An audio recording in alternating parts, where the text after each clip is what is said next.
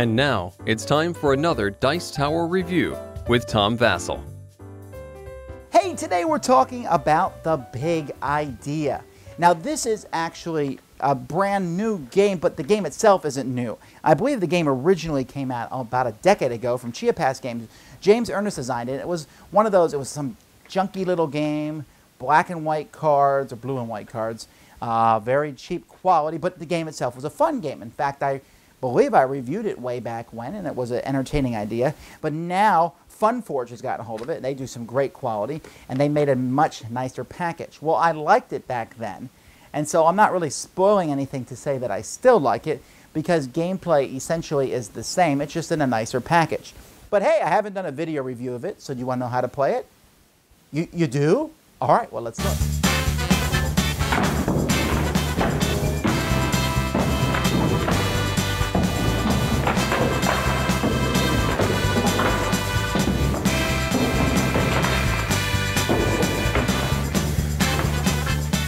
Three different decks of cards that come in The Big Idea.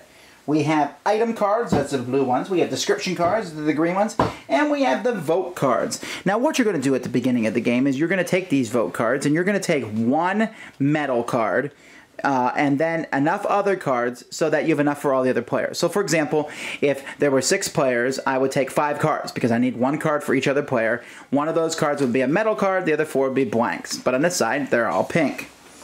Then we start the first round. And what we're going to do is, at the beginning of each round, and at the beginning of the game, you're going to draw 3 of the green cards, and you're going to draw 3 of the blue cards. If you don't like the cards that you draw, then you may discard them and draw new ones, but you got to keep the second hand.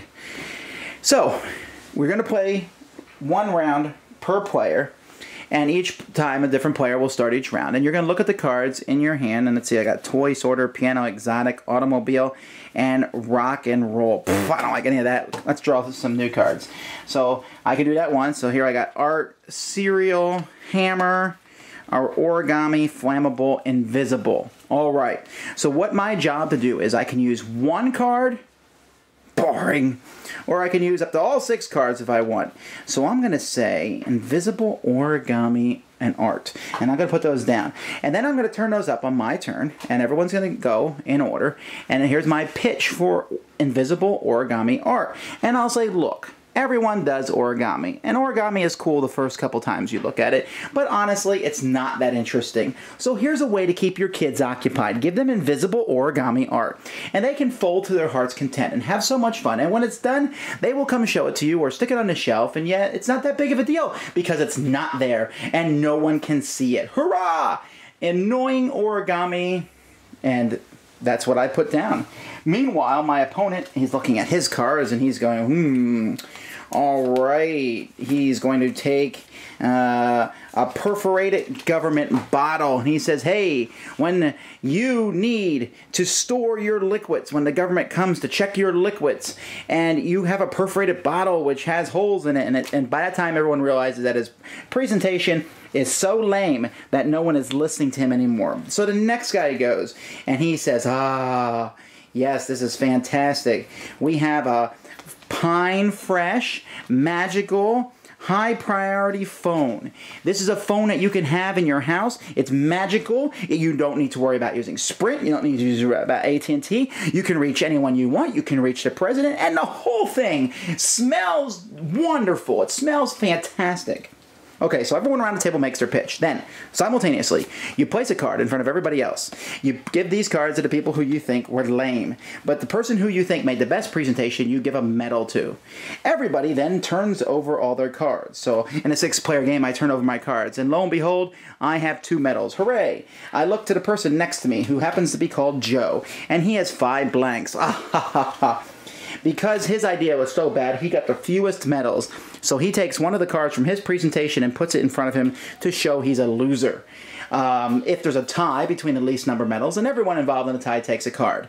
You keep going, and after a certain amount of rounds, the person with the fewest cards in front of them is the winner of the game. They're the fewest defeat points, they have the fewest busts as an inventor, and they are the winner. Real quick, let's take a look at some of the cards that are in this game. You see Panoramic, Extraordinary, Deluxe, Frozen, Love, Mechanical, Sports Utility, and Liquid. Examples of what's on the item cards. We have ship, toupee, clown, monument, ice, glove, secretary, car. Lots of fun here. Hey, what's the big idea? Okay, that's lame. But the big idea is entertaining. If you have a very creative group.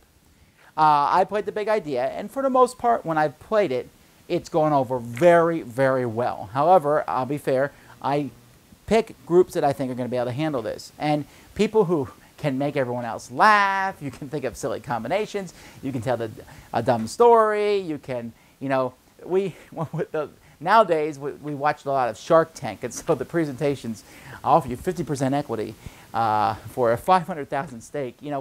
We go off of these things and all these shows about ideas, and it comes into play, and the game can be really funny. The cards are kind of just a conduit to allowing you to just make up silly stories, to say funny things. And that's where this game just absolutely shines. I like the big idea. I think it's great because I laugh so hard during the course of the game.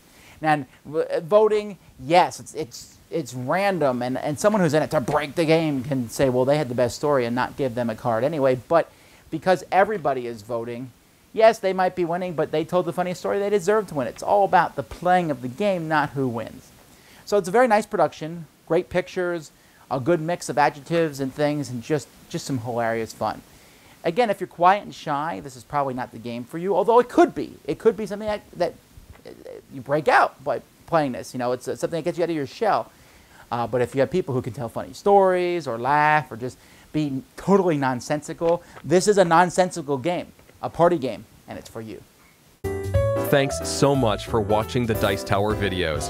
Find more great videos and reviews, as well as our top-rated audio podcast at Dicetower.com.